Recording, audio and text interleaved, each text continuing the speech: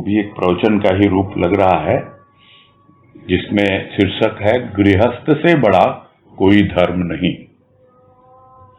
और यह शीर्षक पढ़ के तो बहुत अच्छा लग रहा है मुझे, तो इतना अच्छा लग रहा है कि जो प्राणी गृहस्थ में रहता है और गृहस्थ में रहकर पूरी तरह गृहस्थ धर्म का ही पालन नहीं करता, धर्म का वास्तविक अर्थ समझकर अपने जीवन में उस धर्म को धारण करता है और जो भीतर धरा हुआ है वहां तक उसको लेकर पहुंचता है, उससे बड़ा कुछ भी नहीं है, कुछ भी नहीं है। इसको पढ़ते पढ़ते, शीर्षक को पढ़ते पढ़ते राजमा ने एक बार कहा था, वो याद आ रहा है, जो उन्होंने स्वामी जी से बात करते हुए, स्वामी राघवानंद जी, तो जो उनसे परिचित था उनको पता होगा कि उनसे बात कुछ कर रहे थे तो बताया कि देखो रज्जो, वो रज्जो बोलते थे राजमा को, देखो रज्जो, हम लोग तो भाई आश्रम में रहते हैं, पूरे किलेबंदी के साथ रहते हैं,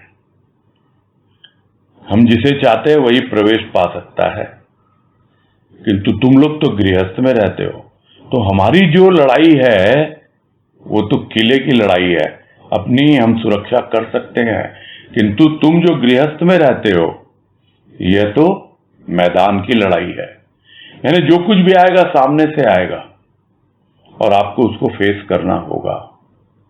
और वैसे में यदि आप अपना खुद का सत्य धर्म जो भीतर आपके है उसका पालन करें, उसके ऊपर जाएं और साथ साथ गृहस्थ धर्म का पालन करें, दोनों चीजों को निभाते हुए जो अपना जीवन यापन करे, उससे बड़ा है नहीं कोई। और इसके अनेकों उदाहरण मिलते हैं, उस पर हम अभी नहीं जाएंगे। हम तो सबसे बड़ा उदाहरण देखते हैं गुरुदेव को, कि गृहस्थ में रहते हुए भी उन्होंने सब कुछ उस अवस्था तक पहुंच गए, संतत्व तक। और जब बाबा से पूछा गया कि भाई आपने क्यों छोड़ दिया गृहस्थ, बोला मुझे उस वक्त मालूम नहीं था। क्या मालूम नहीं था? बोला मुझे यही लगा कि घर छोड़ने से ही भगवान की प्राप्ति होती है,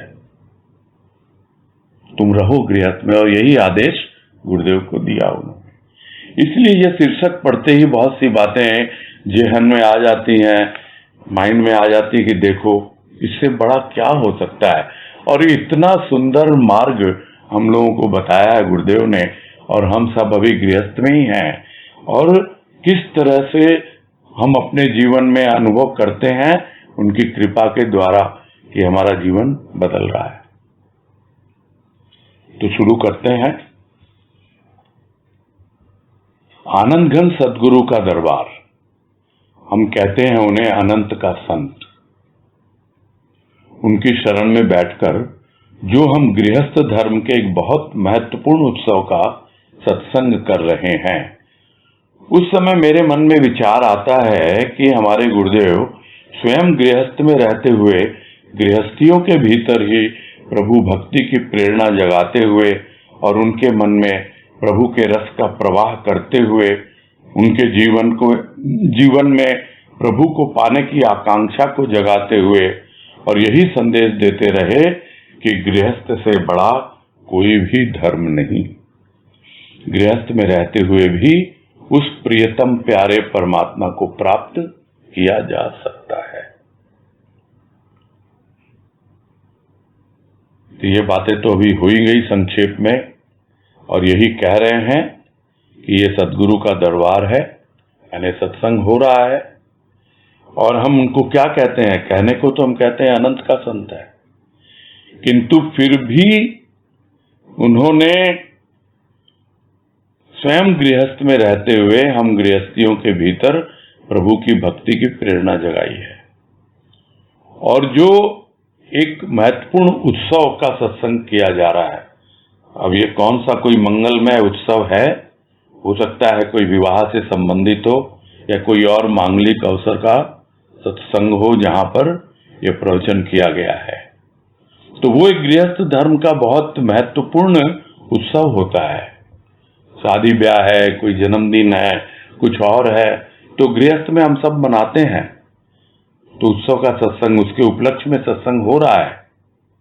तो यही विचार आ रहा है कि गृहस्थ में रहते हुए हम सबके भीतर में प्रभु की भक्ति की प्रेरणा जगाई है, हमारे हृदय में प्रभु के प्रेम के रस का प्रवाह किया है, उसके भाव के रस का प्रवाह किया है, और हमारे जीवन में प्रभु को पाने की एक इच्छा जगाई है, एक आकांक्षा जगाई है।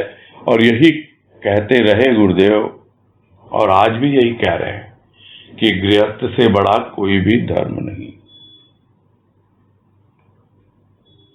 तो गृहस्थ में रहते हुए भी उस प्रियतम प्यारे परमात्मा को प्राप्त किया जा सकता है।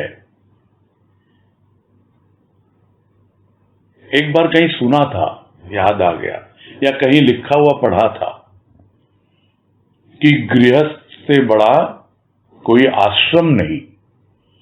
आश्रम शब्द था उसमें, गृहस्थ आश्रम के लिए, किंतु उनके नीचे में जिनका नाम लिखा, मुझे नाम याद नहीं है, कोई स्वामी जी हैं। तो गृहस्थ से बड़ा कोई आश्रम नहीं, और वो लिखने वाला वो व्यक्ति स्वयं अलग आश्रम बना के रह रहा है। क्या विडंबना है। यदि गुरुदेव कहते हैं कि गृहस्थ से बड़ा कोई आश्रम नहीं, गृहस्थ से बड़ा कोई धर्म नहीं, तो उन्होंने गृहस्थ में रह के पूरा देखा है, जिया है, और यह कहा है कि जिस तरह मैंने उपलब्धि की है अपने सदगुरु की कृपा से, बाबा की कृपा से, उसी तरह तुम भी उपलब्ध हो सकते हो उस परमात्मा को। इस बात की प्रेरणा ही नहीं देते, अपने जीवन में सिद्ध करके दिखाया उन्होंने, और हर कोई सिद्ध कर सकता है।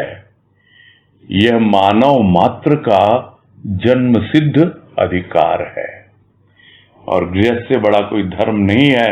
और वो अगर उसके जीवन में समझ में आ जाए तो बड़े ही सहज रूप में सारी बातें स्पष्ट हो जाती हैं। आगे है, यही संदेश आनंदगंज सदगुरु ने सदैव हम लोगों को दिया।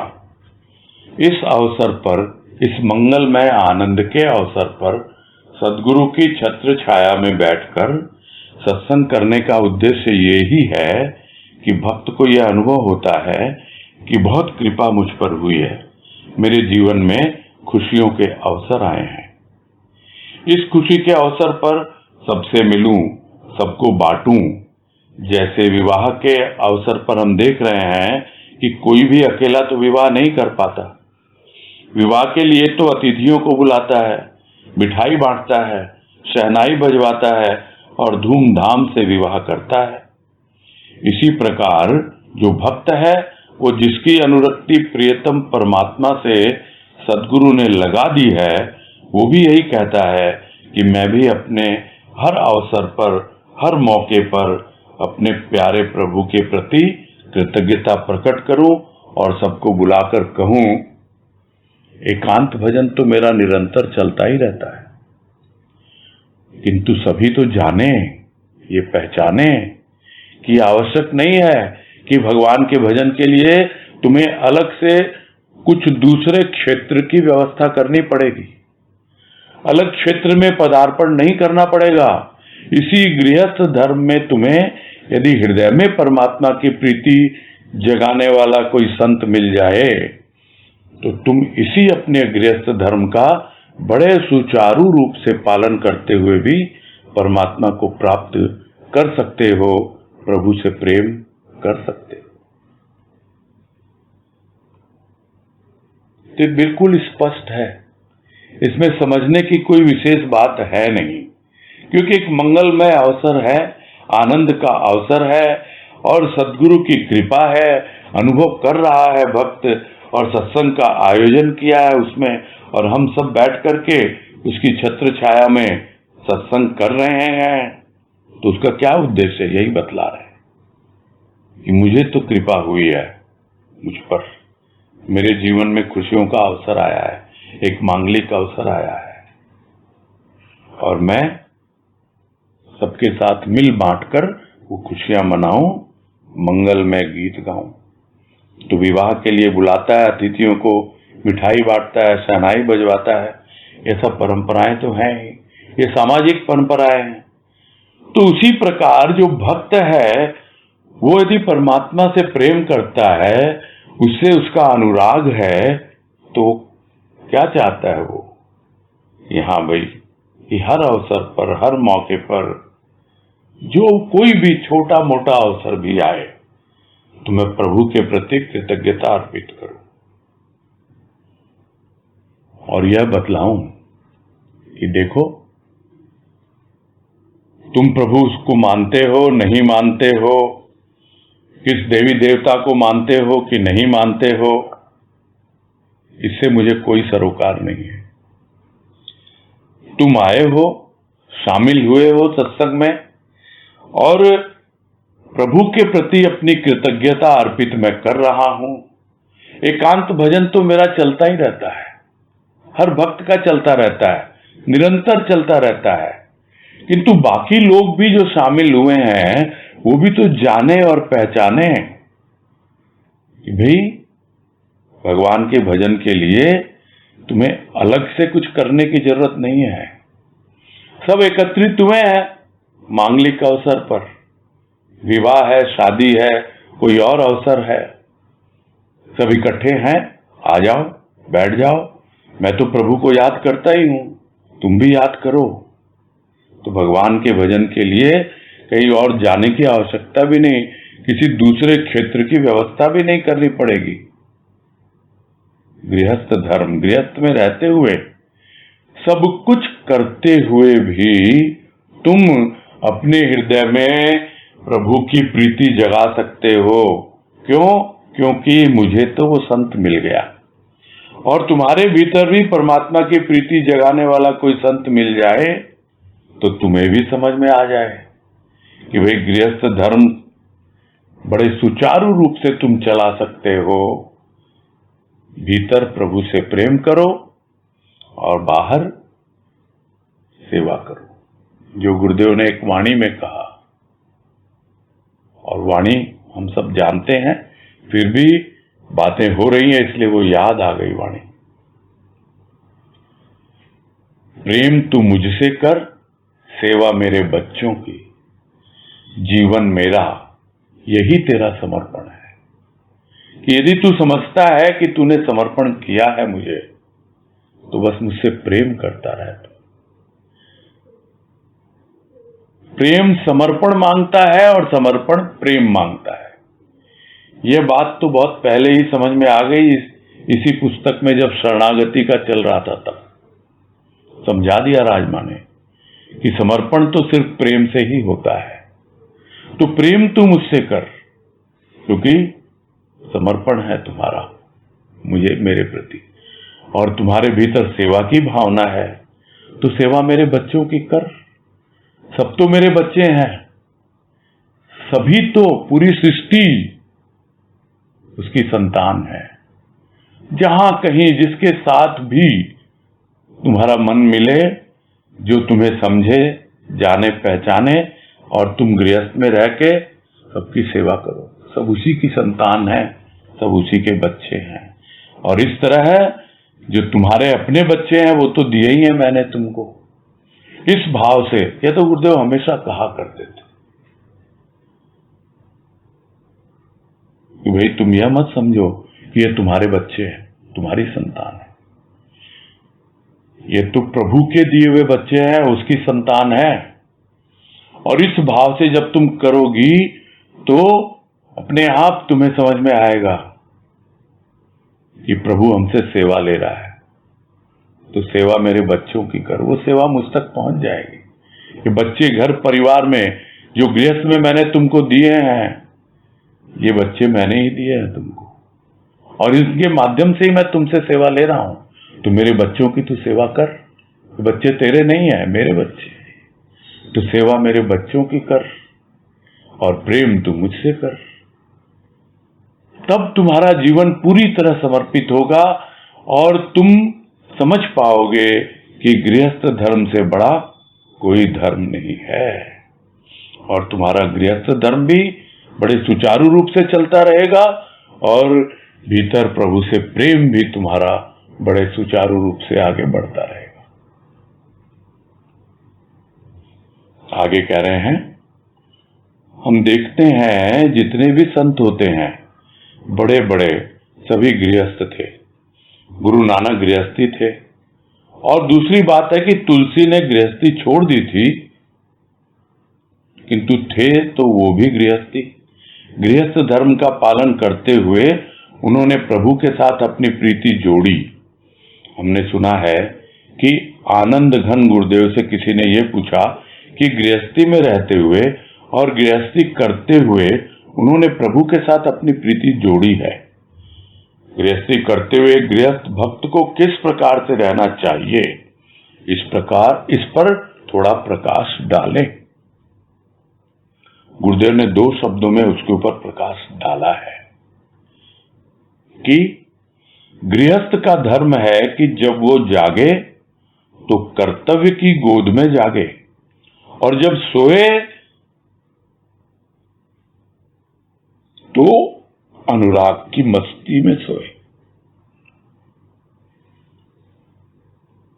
बस ये 2 रास्ते हैं गृहस्थ को भगवान को पाने के लिए, कि वो जब भी सुबह उठे तो कर्तव्य को याद करता हुआ उठे कि मुझे किस प्रकार अपने हाथों के द्वारा कौन से कर्म करने हैं, माता पिता को गुरुजनों को प्रणाम करते हुए और भगवान को याद करके अपनी सभी कार्यों का निर्वाह करना है। किसी कार्य की उपेक्षा कर देने से गृहस्थ धर्म अधूरा रह जाएगा, और यदि गृहस्थ का पालन करते हुए धर्म अधूरा रहेगा तो फिर धर्म से दूर होने का उसे परिणाम मिलेगा। गृहस्थ धर्म में रहते हुए अपने कर्तव्यों का पालन करते हुए दिन भर और फिर रात भर प्यारे परमात्मा को याद करके उसी के प्यार में मस्त होकर और फिर सोए, यही है गृहस्थ का धर्म। तो सब स्पष्ट है वैसे तो हमको कि हुए हैं। गुरु नानक गृहस्थी हुए, संत कितने हुए हैं, गृहस्थ में हुए हैं। तुलसीदास जी भी जब गृहस्थी में थे तभी उनको प्रभु से प्रीति हुई थी। तो गुरुदेव ने भी गृहस्थ में पूरा अपना जीवन व्यतीत किया है। तो किसी ने पूछा कि वे गृहस्थ में रहते हुए आपने कैसे प्रभु के साथ अपनी प्रीति जोड़ी, इस पे थोड़ा सा प्रकाश डालें ना, हम भी उस राह पर चलें। तो 2 शब्दों में क्या कहा गुरुदेव ने कि गृहस्थ जो है, गृहस्थ में रहता है, उसका धर्म है कि जब वो सुबह उठे जागे तो कर्तव्य बोध रहे उसके जीवन में कि मुझे क्या क्या करना है, आज किसके लिए क्या करना है। यहां कर्तव्य बोध क्या है? कर्तव्य बोध यह है कि घर परिवार के लिए क्या करना है, साथ ही साथ मुझे अपना दिन किस प्रकार व्यतीत करना है। और जब सोए तो अनुराग की मस्ती में सोए, यानी दिन भर प्रभु का प्रेम है किंतु सेवा कर्तव्य भाव से करे, कर्तव्य को सेवा भाव से करे। यानी कोई अंतर न रह जाए कि मैं कर्तव्य कर रहा हूं और उस कर्तव्य का बोझ सिर पे रहेगा जब अपने आप को कर्ता मानेगा। और जिस दिन यह समझेगा कि मैं प्रभु की सेवा कर रहा हूं तो अपने आप ही वो सिर का बोझ जो कर्तव्य का है वो प्रभु के चरणों में गिर जाता है, तो कर्तव्य भी भारी नहीं लगता उसको। और रात को तो सोए प्रभु के प्रेम में, उसके अनुराग में, उसकी गोद में सोए ना। गोद में सिर रख के बच्चा सोता है अपनी माँ के, कितनी अच्छी नींद आती है उसको। वैसे ही प्रभु की गोद में सोए, उसके अनुराग की मस्ती में सोए। बस यही 2 रास्ते हैं गृहस्थ को भगवान को पाने के लिए। यानी जो गृहस्थी में रह रहे हैं वो भगवान को बड़े आसानी से पा सकते हैं। सुबह उठें, अपने कर्तव्य को ध्यान में रखें और किस प्रकार अपने हाथों के द्वारा कौन कौन से कर्म मुझे करने हैं। ये हाथ तो बस एक निमित्त मात्र है, मेरे भीतर प्रेरणा देने वाला तो मेरा प्रभु ही है। सबको प्रणाम करे, अपने भगवान को याद करे और अपने जो भी उसके कार्य हैं उनका निर्वाह करे और किसी भी कार्य की उपेक्षा नहीं करे। क्योंकि अगर कोई कार्य सोचेगा ये कौन सा काम, ये तो मेरे करने लायक नहीं है, नहीं ठीक है, तुम्हारे करने योग्य अगर न भी हो तो उस कार्य को किसी और से करवाओ, उसकी उपेक्षा मत करो, पड़ा रहने दो, क्या है, कल कर लेंगे, परसों कर लेंगे। पता होना चाहिए कि आज मुझे ये करना है, तो वो करना है। और ये सब बड़ी सिंपल आजकल चलती हैं, जिसको कहते हैं ये बड़ी सिंपल मैनेजमेंट टेक्निक्स हैं, अपने जीवन को मैनेज करना। कहने को तो नाम दे देते हैं art of living. Art of living कुछ और नहीं है, प्रभु के सुमरन में, उसके प्रेम में मस्त रहें और अपने कर्तव्यों का निर्वाह करें, किसी की उपेक्षा न करें, किसी भी कार्य को पेंडिंग नहीं रखें। हम तो करेंगे तो गृहस्थ धर्म अधूरा रह जाएगा। और यदि अगर अधूरा रह जाएगा कोई भी हमारा गृहस्थ धर्म, वो धर्म क्या है, कर्म के माध्यम से पूरा हो रहा है, तो अगर अधूरा रह जाएगा तो स्वाभाविक है उसका फल भी हमको मिलेगा, उसका परिणाम हमको ही भोगना पड़ेगा। ये बात ध्यान में रहे। आप काम से जी नहीं चुरा सकते, सब करना है, जो करना है वो करना है। तो कर्तव्यों का पालन करना है दिन भर, और रात में अपने प्यारे प्रभु की याद में, उसी के प्रेम में मस्त होकर के सोना है। यही है गृहस्थ का धर्म। और ये इसका अंतिम पैराग्राफ है जो पढ़ रहे हैं कि गुरुदेव ने किसी संत को बताया है, मनुष्य को जीवन का जन्म से लेकर पग पग पर प्रत्येक कदम अपने आगे बढ़ता जाए, और जो जो आगे बढ़ता जाए न कि भौतिक सुखों में ही फंसा रह जाए, उससे बचता हुआ चलता जाए, और उसके लिए उसको किसी का सहारा चाहिए, प्रभु नाम का सहारा चाहिए। यदि प्रभु के नाम का सहारा है तो पग पग पर प्रभु नाम का साथ लेकर वो हर प्रकार के भौतिक बंधनों से मुक्त होता हुआ आगे बढ़ता चला जाएगा। उसके मन में जो वासनाएं हैं, उन वासनाओं से वो बचता चला जाएगा। उसके मन में प्रभु के प्रेम का वास होगा, जिसके सर पर सद्गुरु का हाथ होगा। वो इस संसार में फंसने के लिए नहीं, जो कुछ भी करेगा वो प्रभु की ओर आगे बढ़ने के लिए करेगा। तो बताया है, किसी संत को बताया होगा, सुना होगा राजमा ने। ये तो जनरल है, संत को बताएं या किसी गृहस्थ को बताएं कि मनुष्य का जीवन क्या है, किस लिए मिला है। एक एक पग जो है वो प्रभु की ओर बढ़ता चला जाए। यह नहीं कि भौतिक सुखों में ही उलझा रहे और उसी भोग विलास में अपना जीवन व्यतीत करता रहे। उससे तो बचना है उसको। और उसके लिए किसका सहारा चाहिए? उसको सहारा चाहिए प्रभु नाम का, प्रभु के सुमिरन का, उसके प्रेम और भाव का सहारा चाहिए। यदि उसका सहारा है तो पग पग पर प्रभु उसके साथ है, और वो हर प्रकार के जितने भी दुनियादारी के भौतिक बंधन हैं वो उसके शिथिल होते जाते हैं, उनसे वो मुक्त होता जाता है और आगे बढ़ता चला जाता है। तो जो भी उसके मन में वासनाएं हैं अपने आप ही बचता चला जाएगा। उसको उसके बारे में विचार करना ही नहीं है। क्यों नहीं करना? क्योंकि उसके मन में प्रभु के प्रेम का वास है। मन में प्रभु के प्रेम का वास है, सिर पर सद्गुरु का हाथ है, तो फिर है ही नहीं, कौन फंसाएगा उसको? फिर भजन की पंक्ति याद आ रही है, मेरी कामना निष्काम है, मेरी वासना तेरा वास है, हर श्वास में विश्वास है कृपा तेरी मेरे प्रभु। कामना निष्काम यदि है तुम्हारी, और उस वासना यही है कि हमेशा उसका प्रेम मेरे हृदय में, मेरे मन में वास करे और हर श्वास में विश्वास रहे, तो इससे बड़ी कृपा क्या हो सकती है? यही है कृपा तेरी मेरे प्रभु, है प्रेम तू और भाव तू, है कृपा तेरी मेरे प्रभु। तो फिर कुछ भी नहीं करेगा फंसने के लिए, वो तो आगे बढ़ने के लिए करेगा। जो कुछ भी करेगा उसका पूरा जीवन गतिशील रहेगा और अपना गृहस्थ धर्म पालन करता हुआ वो प्रभु के इतना करीब पहुंच जाएगा कि उसे किसी से पूछना नहीं पड़ेगा कि कहाँ है प्रभु। सद्गुरु अनुभव करवा देते हैं, कहीं नहीं है, तुम्हारे भीतर है। मैंने भी अपने भीतर ही अनुभव किया था, यही सद्गुरु बतलाते हैं। बस पूरा करते हैं।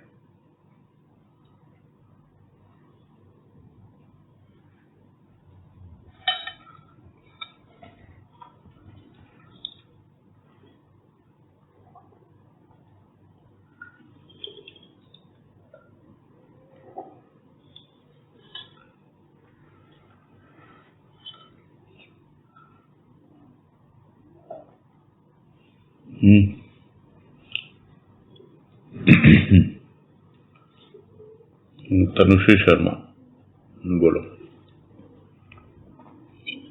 प्रणाम भैया। हाँ नमस्कार, बोलो। मैं ये थोड़ा क्लियर समझना था कि संतोष और तृप्ति में क्या डिफरेंस है।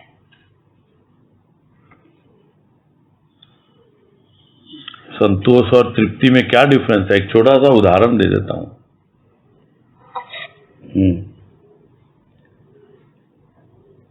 आप जिस भोजन में कोई एक पर्टिकुलर डिश आपको बड़ी पसंद है,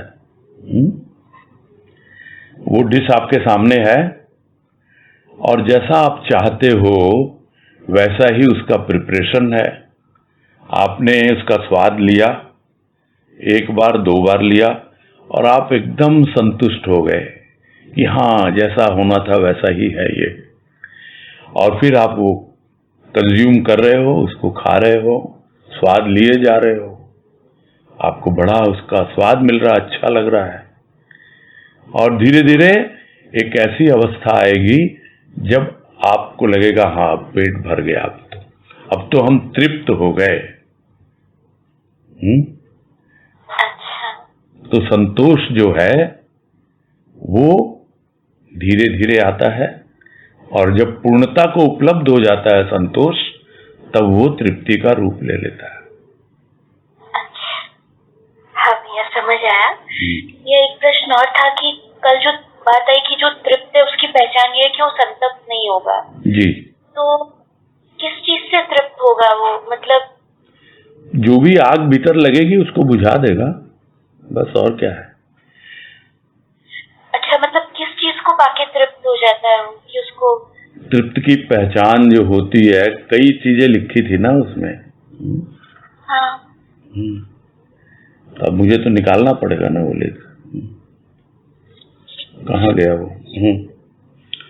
हाँ, तप्त न हो, संतप्त न हो, वस्तुओं की ओर आकर्षित न हो, वस्तुओं का कोई आकर्षण न हो, संतप्त न हो। मतलब जब कभी भी तप्त होता है भीतर से बाहर से सांसारिक खेल होते हैं, उससे दुख कष्ट उनको हो जाता है, वो हर हाल में प्रभु के प्रेम में भाव में रमा रहे, तो कोई भी जो भीतर जो क्रोध की चिंता की जो आग होती है वो उसे डिस्टर्ब नहीं कर पाती है, वो संतप्त नहीं कर पाती है, वो अपने आप ही बुझ जाती है।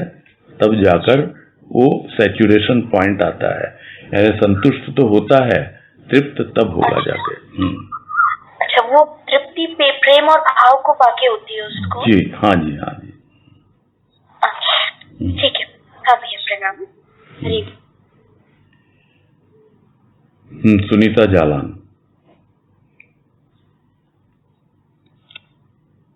हरिओम भैया। हाँ हरिओम भैया। ऐसे तो जैसे बहुत बार समझ में आवाज थोड़ी धीरे आ रही है आपकी, थोड़ा बढ़ाइए आवाज। अभी आ रही है भैया? थोड़ा माइक के नजदीक आओ। थोड़ा सा है डिस्टर्ब है मेरे यहाँ से कनेक्शन है। हाँ बोलो। मैं बात से ही बोल रही हूँ।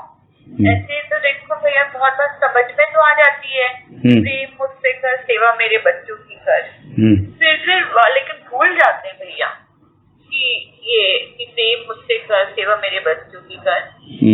तो वो याद हरदम रहे, उसका कोई ऐसा है मतलब है ना, है। वो इसीलिए तो वो वॉल हैंगिंग बनाई गई थी, जो डिस्ट्रीब्यूट की गई है ना, वो वाणी। हाँ, तो क्या करते हैं आजकल के बच्चे, जो उनका टारगेट होता है ना, वो एक कागज पे लिख के और वो जगह जगह चिपका लेते हैं, जहाँ कहीं होंगे ना वो दिखाई देगा, वो उसको याद दिला देता है। आप भी जगह जगह लगा लो उसको, हाँ, याद रहेगी हमेशा। ये सेवा मेरे बच्चों की कर, प्रेम मुझसे कर, सेवा मेरे बच्चों की, ये कोई रटने की चीज नहीं है, ये आपको भीतर, हाँ, ध्यान में सेवा में समझ में नहीं आता, सेवा में समझ में नहीं आता, सेवा मेरे बच्चों की मतलब खुद के जन्म दिए हुए बच्चे से अलग जो बच्चे होते हैं उनका भाव, सेवा का मतलब नहीं, आप जब तक समझेंगे कि ये बच्चे जो है ये मेरे गर्भ से निकले हैं, मैंने पैदा किया है इनको, तो उसके कहाँ से मानोगे आप? उसके दिए हुए बच्चे हैं, यही तो बात है, यही तो समझना है। मैं तो एक निमित्त मात्र हूं, बच्चे तो उसने दिए हैं। इस भाव से जब बच्चों की सेवा करेंगे ना, तो कहीं भी वो होगा नहीं, बोझ नहीं आएगा, बड़े प्यार से करेंगे, कर्तव्य बोध नहीं होगा। कर्तव्य बोझ बन जाता है जब आप उसको भारी सिर पे लेके घूमते हैं तब, और नहीं तो आराम से, कर्तापन का भाव है नहीं, मैं तो अपने ठाकुर की सेवा कर रहा हूँ, बच्चों को सजा रहा हूँ, संवार रहा हूँ। ये गुरुदेव कितनी जगह प्रवचन में मिलेगा आपको, और ये तो हमारे कानों से सुना हुआ है, हम जब बच्चे थे और प्रवचन वो किया करते थे तो।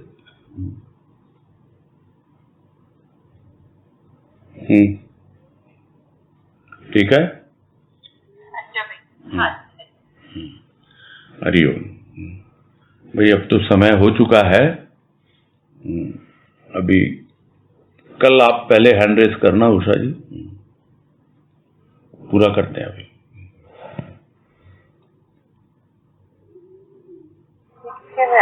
हाँ, हरिओम, सबको हरिओम, सबको हरिओम। प्रणाम।